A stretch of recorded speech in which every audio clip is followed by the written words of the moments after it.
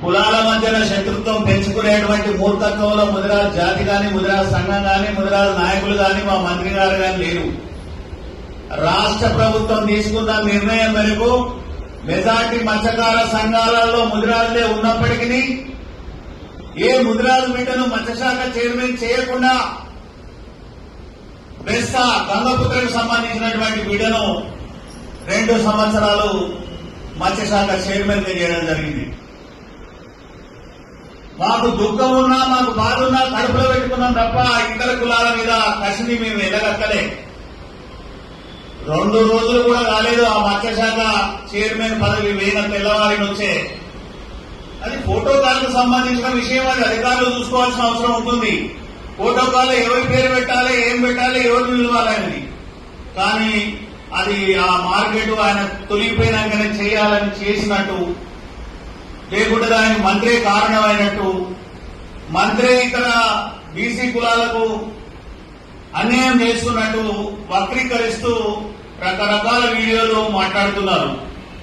మేము ఈ Somajiguda press club నుంచి ఇది మొత్తం గంగపుత్ర సమాజం చేస్తుందా, లేకుంటే ఎవరైనా పేడ్ అంటే ఎవరైనా డబ్బులు ఇచ్చి చేపిస్తే మంత్రి గారిని అపవాదు చేయడం కోసం చేస్తున్నారా?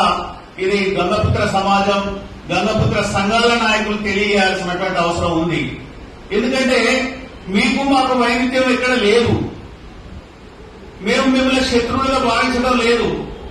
ఒకే వృత్తిని కొనసాగుతున్నటువంటి మేము ఏ గ్రూప్ లో లేకున్నా 40 ఏళ్లుగా దరిద్రాన్ని, పేదరికాన్ని అనుభవిస్తున్నట్టు ఈ ప్రభుత్వం తీసిన లెక్కలే చెప్తుంటే, ఈ ప్రభుత్వం చెప్పిన లెక్కలే చెప్తే అత్యధిక జనాభా కలిగి ఉండి ఆ మత్స్య సంపదలు పూర్తిగా సభ్యత్వాలు కాక, కొత్త సొసైటీలు కాక, జీవో 6 అమలు కాక అలమటిస్తుంటే దళారీ వ్యవస్థకు పునాదులైన మీరు, మేము ఇన్ని రోజులు మాట్లాడలే, ఇప్పుడు ఖచ్చితంగా మాట్లాడతాం.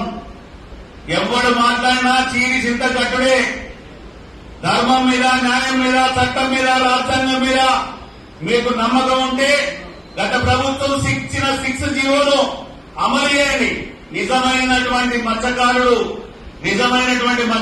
ఎవడైతే ఉన్నాడో ఆయనకి సభ్యత్వం వచ్చే అవకాశం ఉంటది. చచ్చిపోయిన వాళ్ళ పేరు మీద సభ్యత్వాలు ఉన్నాయి. దళారీ వ్యవస్థను చేస్తాం, మేము వీళ్ళందరి మీద స్పీడ్కే యాక్ట్ పెట్టామని చెప్పిన గత ప్రభుత్వం అది కాశీ అయింది. కానీ ఈ ప్రభుత్వం వచ్చినాక కూడా మా గుర్తింపు అనేది అంతంత మాత్రమే ఉంది. మా మంత్రికి ఇచ్చిన శాఖలో గత ప్రభుత్వంలో మోకాళ్ళతో అప్పులున్నాయి. 800 కోట్ల కుంభకోణం జరిగిందని కనీసం మత్స్యకారులకు ఇచ్చే శాఖలు కూడా 2-3 సంవత్సరాలుగా బిల్లులు ఇవ్వలేని దౌర్భాగ్యమైనటువంటి పరిస్థితిలో మత్స్యశాఖ ఉంటే